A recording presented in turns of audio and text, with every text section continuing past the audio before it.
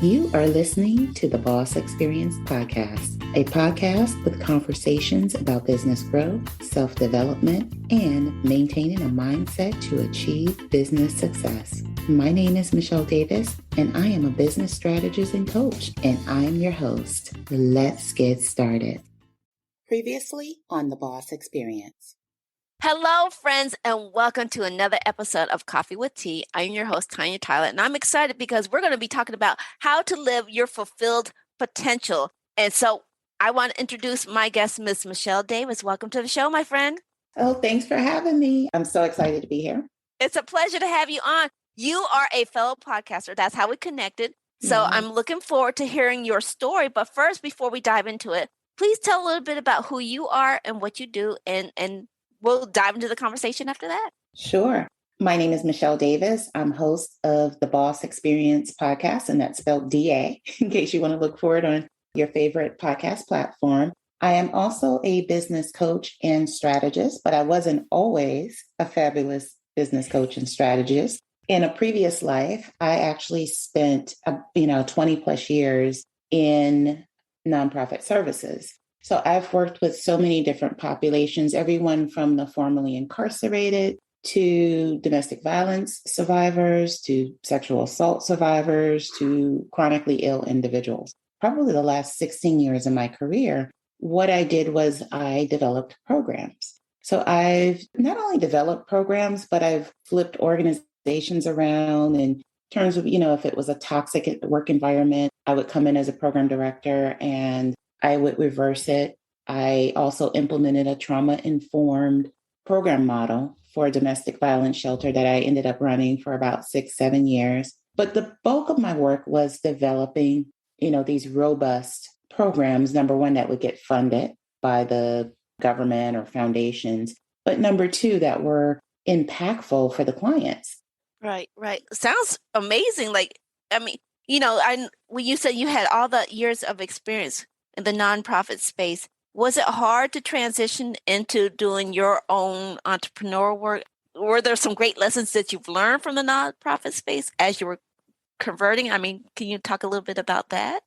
Yeah, I think part of my nonprofit journey that I absolutely loved, and I think toward the end, when I made the leap to entrepreneurship, I had landed in one too many toxic work environments. And so I was thrust into entrepreneurship.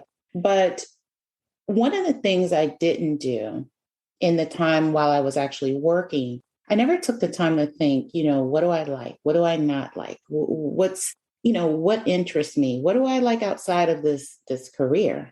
And so I focused a lot on my career. I was what you would call a workaholic. I had a child that kind of changed that later in years. But before having my daughter, I enjoyed working till 7 p.m. That was therapy for me. But in the interim, I never really tapped into me. And it wasn't until I was in this one work environment where I was feeling oh my God, this is not, this is crazy. They're not setting me up for success. In fact, it was downright toxic and nasty. And I said, I remember sitting in my living room and I said, I walked off my job that day, by the way, because it was one of those things where I didn't know what I was going to do. But it was also one of those things where something had happened so bad and so egregious that either I walk out with my dignity or I sit here and be somebody's fool. And it was just on another level type of thing. And it was directed to me. And so I was just I think I'm going to walk out of here with my dignity. But then when I came home, I sat on my couch. I said, I don't know what I'm going to do because I got to get a job.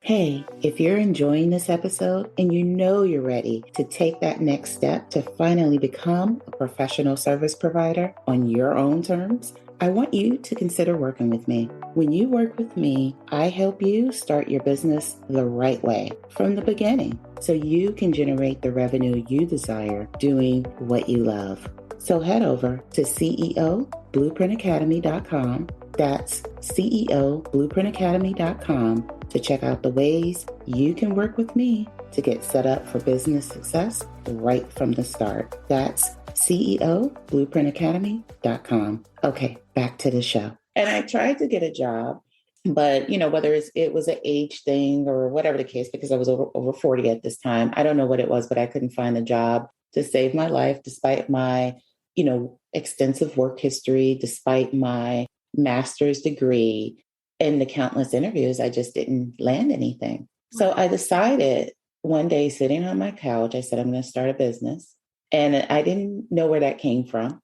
I had no idea what that meant because I didn't know I didn't personally know any entrepreneurs. There were no entrepreneurs in my family. And I decided I was going to start a business. And it wasn't about the business. It was about what that business would offer me as a human being, as an individual. And that was freedom and flexibility, but also to be in charge of my own path.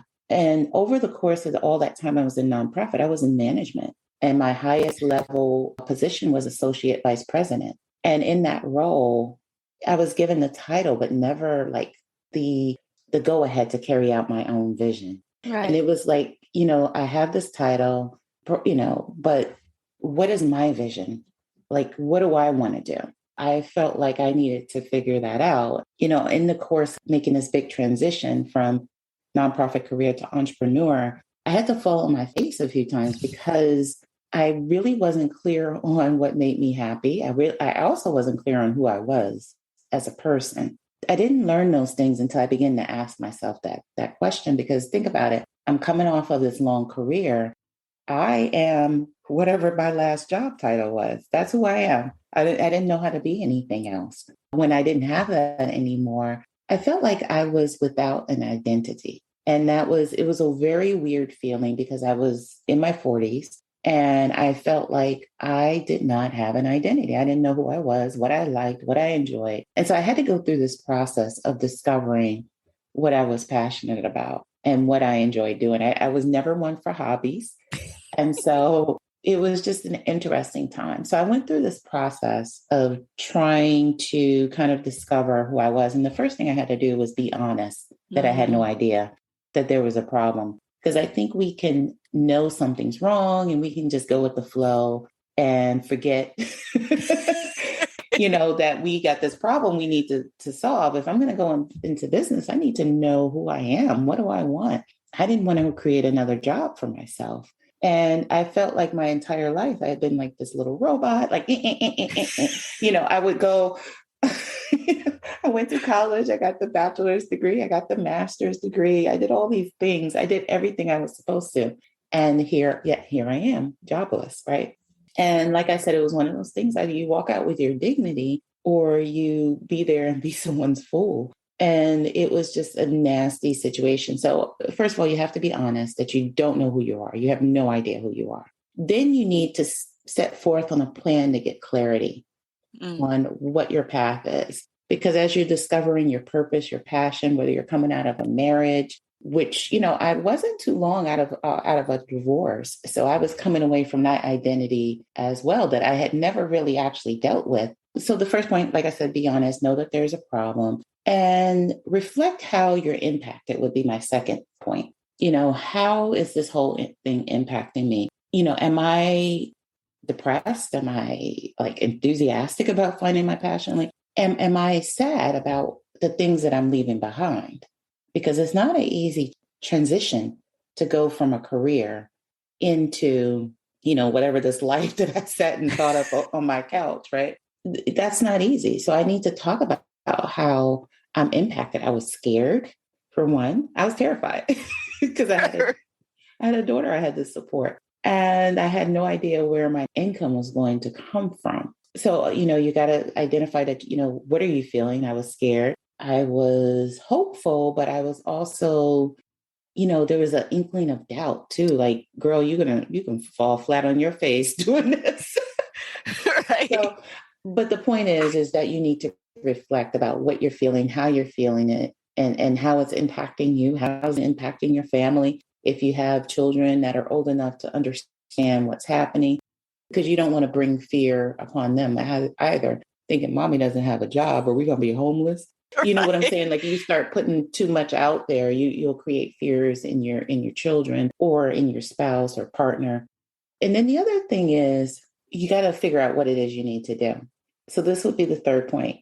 Think about what this new life looks like and what you need to do to get it started. Right. Right. So by doing that, you need to think, well, am I doing something new or am I tapping into a skill I already have? Right. Right. One big mistake I did was I went in internet land, and I got lost. Right. Right. Right. And I felt like I needed to learn something new Right. to do something I love. So essentially, I was starting my business backwards. I love what you're going with it. And I want to take a moment to say that Michele has been dropping nuggets since she started talking about her journey. She's dropping some gems. So, Michele, please, continue your story. Because like you said, you talk about being honesty and reflecting on how you're showing up and processing your emotions and communicating. So you were about to share, what was you said your biggest mistake Was looking outside to try and figure out what I enjoyed doing instead of just asking myself, like really going deep, whether it's through, some type of meditation, whether it's through journaling, really getting in tune with who I was. I didn't do that until later. And so I initially started off looking outside of myself to figure out what I was passionate about. That's a process that takes place inwardly. I allowed myself to get lost in social media land. I ended up like going in different directions. A lot of them were the directions I was heading in were in the wrong, just in the wrong path. So once I kind of said, okay, so, here I'm coming with all this experience and education. When I say education, I'm not talking about just college. I'm talking about life experience. As individuals, especially as you age, you're coming with robust experience in life, in just everything, your workplace. What skills do you actually have? You don't need to look outside unless you want to desperately do something new, of course, but you Right. don't need to look outside. So I wasted a lot of time looking outward instead of looking inward. But once I did, I was able to kind of dissect what skills I had. Here I was a manager for, 16 years. I knew program development. And that's how I kind of transitioned into helping professional service providers create their signature coaching program. I've been creating programs for over almost 2 decades. So why would I not tap into my experience? The other thing I had to do as, I'm thinking about, what work do I need to do? What training do I need? Do I need to get coaching? Do I need to take this course? Because once you tap into your skills, how do you adapt it to what you're doing now? Mm-hmm. This new life you're creating. So you may need to develop some additional skills for that. And then the other thing is you want to allow yourself to dream without boundaries. So as you're discovering your passion, you want to do it unfiltered. Think about everything you enjoy doing. What makes you happy? What has put a smile on your face throughout the years? You want to capture that in a journal and you want to write it down so that you can always go and reflect on that. I did that. And that's the fourth point. Give yourself permission to be bold. Give yourself permission to dream. And my fifth point is get support. Don't enlist on discovering your passion alone. If you have family, if you have kids, a partner, your mom, whomever is in your life, get support in this new journey. Not validation, but support. Because sometimes we look to people, to validate what we're doing. And if your dreams are too big and they don't see your vision, they could end up shooting that vision down. They could end up, making you feel like you're crazy and you're going to pull away. Right. You're not going to pursue your passion. Figure out who's supportive. Not everybody in your life is supportive, and you know exactly who they are. You know exactly which friends you don't tell your dreams to. You know exactly which family members you need to stay away from. But look at your life and see who you can get support from. And if you don't have anyone in your life that's supportive, find people that have a common vision for what it is you want to do. For me, it was starting a business. For someone else, it may be something else. But I had to get in the room with people that shared my passion so that I could find, mentors, I could find partners. When I say partners, not love interests, but partners in this new venture I was going into. Right, right.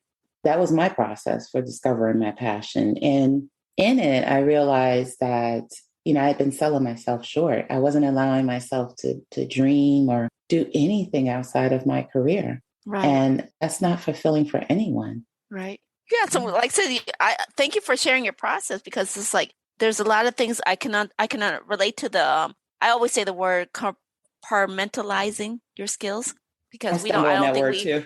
I know, we never take enough inventory list of our own skills. So thank you for bringing that up, and we could always continue this conversation. So I haven't even got to my unofficial question yet, but that's my unofficial question. You can maybe come back and we can dive a little bit more into this stuff, because I think you got some really great process that a lot of people, like I said, didn't really, or don't take inventory enough of their skills. And I think that's something to really be, as you say, fulfill your potential. Your potential means within you. I think that was a really key point that a lot of people are not paying attention to. So, Michele, you've been dropping nuggets. What's the one thing you want people to take away from your interview today? If they don't hear anything else, what's the one thing you want them to take away today? That God did not bring you to this world to be average. God brought you to this world to be happy and fulfilled and to live your life's passion. Right. So you got to take action on that. Beautiful, beautiful. Did you know that more than half of Americans have listened to a podcast episode at least once? So, if you have a product or service that needs to reach an online audience, advertising on a podcast like The Boss Experience is a great way to get in front of your ideal customer. When you secure an advertising slot on an episode, The Boss Experience podcast listeners get to hear about your business every time someone tunes into that episode. So what are you waiting for? Visit bit.ly/podcast episode sponsor to get started. Now back to the episode. Thanks for tuning in, and I hope you got tons of value from this episode. And I can't wait for you to join me in the next episode of the Boss Experience Podcast. Take care. Thank you for tuning in to the Boss Experience Podcast. Don't forget to leave a review for this episode and tune in next time.